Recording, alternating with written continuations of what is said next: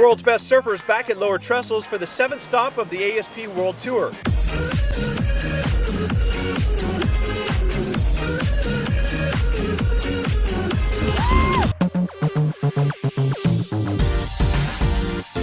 Who doesn't come here for love? Your love is around here somewhere. Even villains, yes. Even villains can find love here at the Comic-Con. Hey! Is it too far gone? Or are you going to fight this one? We're going to try. All right, good luck. Take a look at what's going on. These guys are going to try to make a crazy stand right behind us. We have the flames coming in. We're in Elfin Forest, and this is about as ugly as it gets. It's 150, hustle! They got to move quick because as this fire moves in the trees, it's going to get into the, it's a step process. So if it gets high into the trees, it's going to fall right over onto this house. Pressure! 9305 Elfin Forest Road, and these guys are going to make a crazy stand, but it is not looking good. And what these guys are dealing with is a bump and run procedure. They don't have enough crews to knock down all the flames, so they're going to knock this out, and then they're going to move down to the house and try to do the same thing, because we can start to see that there are new flames. Come with me. There are new flames coming in. There's only one crew, so they have to figure out which house to save. Take a look back down there. New flames are coming through for the house next door, so it's an absolutely ugly situation. They're spread thin. They should have a handful more crews, but these guys are doing what they can. It's a very brave stand for these guys to just step up and try to knock this back, but you can hear the violence in that flame. You also have gas tanks over here that they have to watch. Small gas tanks, but they can be pretty volatile. This is just a miserable place to fight because they should have 3 or 4 more crews trying to knock back this flames. But extraordinarily brave to move in, and we can still feel the heat on our face. We can still feel it pushing us back. These guys are just marching right into the fire. Well, the crews are now in place. It looks like things are going to turn out. Just a few seconds ago, we were worried, along with the fire captain, that he wasn't going to be able to protect this house, but now with the crews in place, they're really beating back this fire. You see a big aerial up in the sky, you see clouds, and you start dropping down into Mission Bay and you see the water expanse. You don't see the coastline yet, but you hear a narration. You hear Tyler speaking about his sister, and maybe along the lines of, I didn't ask for this. You're looking at never-before-seen footage of Tyler King's new documentary, Unconditional. The opening scene is directed by Emmy Award-winning filmmaker Bruce Kolk. Just be writing like you are normally, except for you have 7 guys sitting there looking over your shoulder, seeing what you're writing. It's gonna be a little tough for me. We were granted exclusive access behind the scenes as Tyler wrapped up his final filming days in San Diego, including a closed-door meeting in La Jolla, where it was immediately clear Tyler is all grown up. You're now Mr. Producer, huh? Apparently, I mean, it's kind of thrust into this life, but it's really fun. We sat in on a strategy session alongside Bruce and executive producer Bill Ray, as Tyler hopes to recruit more victims' families to share their story. When I actually got to go meet her, it was such a powerful experience, and I think it's something that it would be really cool to catch on camera and see what she has to say about it. The documentary isn't just Tyler's brainchild, but a look inside his heart, which is why it'll have his sister Chelsea's imprint all over it as well, like her love of indie rock, something Tyler used to hate. Once she actually passed away, I really got into it for some reason. It just kind of hit me as like that was her gift to me, and ever since then, music has been like my savior almost. The last time San Diegans really saw Tyler, he was but 13 years old and had just suffered the most devastating blow of his life, the rape and murder of his 17-year-old sister Chelsea. He recently told me in a candid interview when he learned the news. I walked in and my parents were crying, and they said that she's gone. It took him years to come to terms with his new reality. It's actually happening to me. Like, this happened to my family. And same thing, I couldn't cry. I couldn't even function. And once it sunk in, so did the sadness. And Tyler says he stayed that way for a long time. And obviously when my sister was taken, I wanted to do something, but I wasn't at the age where I could, and I didn't know what to do from there. He has since found his way and his mission with the help of Bruce and producer Scott Wolf of the mega viral video Coney 2012. Tyler hopes to create something equally powerful. I want it to be a massive movement of youth channeling their voice into one cause, and that cause being child rape, child abuse. Tyler knows all too well about the monsters who commit these crimes. In fact, he insisted on attending his sister's trial. They wanted to shield me from it, but I said I want to be there. I want to experience it, and I want to see him.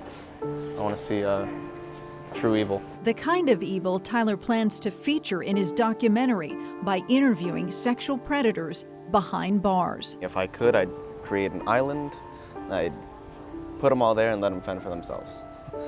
But, I mean, that's not going to happen. So that is why Chelsea's law is a one-strike law, where they go away for life. Tyler is determined to use the documentary to help get Chelsea's law passed in every state. And as always, Chelsea is right there with him. What's your relationship with Chelsea like now? It's great. I mean, I'm doing this, and that's totally her work. And sure enough, for the closing sequence, she was there, her light all around. Camera's going to go up in the sky, up into where Chelsea is, and it will be a title sequence ending. An ending he may not have envisioned, but one that honors his sister and those taken just like her. But in time.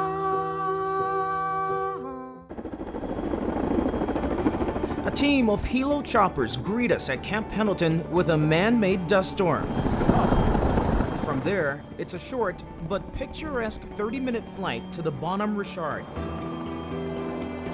The amphibious assault ship, floating 12 miles off the coast of Oceanside, is temporary home of thousands of members of the 11th Marine Expeditionary Unit. Close our left. Close our left. I got top. Close our front. We followed this very unit through their 9-month build-up to deployment, through training for amphibious landings and raids of would-be pirate villages. The process now brings them to sea, a dress rehearsal for their deployment next month on the same ship. This is a pretty big deal. This is the first time we've all come together with the entire Marine Expeditionary Unit, both Marine and Navy, supporting this mission actually on a moving vessel. Last man. Utilizing everything they've learned, the Marines go through a laundry list of scenarios they may face at sea, from possibly being called into action in Afghanistan to natural disasters, terrorist threats, the major conventional war. They've rescued people in the aftermath of hurricanes and cyclones, earthquakes, and so forth. With that in mind, we watched as the Marines flew off to practice boarding ships in violation of UN sanctions. Another scenario, the possible evacuation of U.S. embassies. The troops trained on the tricky maneuverings of bringing a ship of evacuees on board through their ship's hull. And attack from the sea. The troops storm a beach as part of another drill. I think we need to be ready for anything that the theater commander could require of us. Even though all of this is still considered part of training, it does have consequences. Before each Marine Expeditionary Unit can ship out to sea, they have to pass certification. So everyone's taking it seriously. This is your bread and butter. This is what your best thing is that you can possibly be good at. There has never been a Marine Expeditionary Unit to fail certification, and the 11th MEU says it won't be the first. Some ladies kicked into high gear tonight. It's their final shot at becoming a charters girl. Photojournalist Vince Tagle had the tough assignment to look at all the shimmying and shaking the girls did to impress the judges.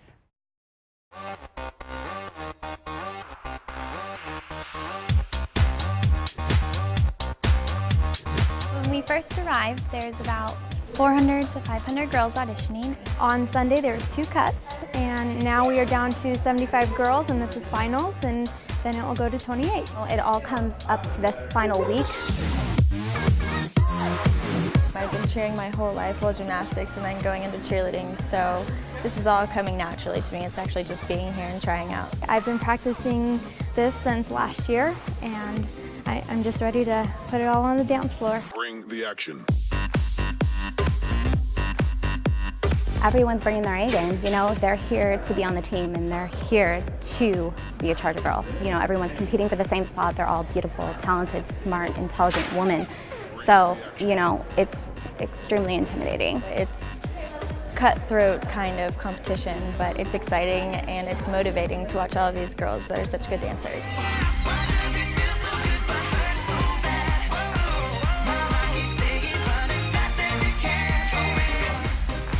I love to perform. I love to wear the bolts on my shoulders proudly and be an inspirational woman to the young children of San Diego and represent an amazing community. It's great to be on a team. It's great to have the support of these girls and the community and just to be out there on game day. I do a lot of stuff around the community, and to be able to do all of the community work that I do in a Charger Girl uniform would be a dream come true. The program is phenomenal, and just being on the field and in front of thousands of fans, it would be a complete honor for me. Alan, come here. Give this to Brad. He has some stuff that's kind of... Was he drooling? Wipe it off, Brad. Just got a little teary-eyed. That was... Teary-eyed? He got all broken up by that. Teary-eyed? No, I think it's, yeah, thank you, Seeing Alan. those Wipe it right delightful there. young women trying so hard I have never seen for success. a room get so quiet in the past minute as it did here watching this package, this story. I appreciate the way that was edited. Yeah. Fantastic editing. The music flowed well through the whole entire piece. So Vince Tagle, I'm not sure what the lady said. Vince literally crawled around the floor to get that assignment, right? He did. Begged. The production pleaded. value was off the charts. That was good. I think it's Emmy material. That's what I appreciate. But one thing we want to show you right here, take a look at this blue tape. This is where fire officials say the fire started just off the side of Old Highway 8 here.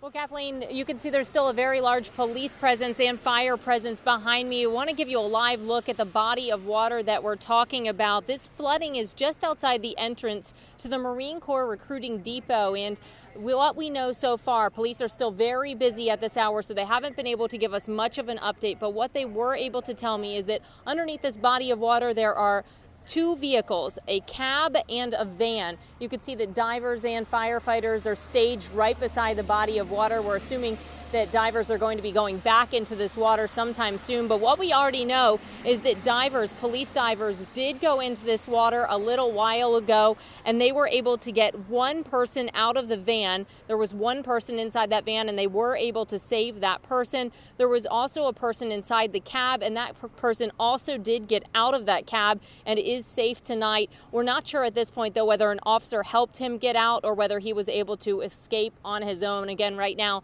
police and firefighters very busy, not able to give us much of an update. But I can tell you those two vehicles are still under this water where it's flooded, and I'm not sure how long it's going to take them to get those vehicles out. We're not sure yet whether they're going to wait until this flooding subsides or whether they're going to bring in some type of vehicle to try to get that cab and that van out. Now, again, where we are is just outside the Marine Corps Recruiting Depot, and right now the entrance is closed, the entrance gate. You're not able to get in from what I understand, but vehicles are able to get out of the exit gate. But there is a little bit of flooding also at the exit, but you are able to get your vehicle out if you need to. Again, just one more live look. You're looking at a flooding area right outside the Marine Corps entrance to the recruiting depot. And you can see firefighters and divers staged near some stairs where we assume that they are going to be going back into that water very soon. But we know that two people were submerged in their vehicles under this water just a little while ago. Both of them were able to escape. So, of course, that's the good news. That's what we can tell you live out here. We're along Pacific Highway outside the Marine Corps Recruiting Depot. That's the latest for now. Kathleen, I'll send it back to you.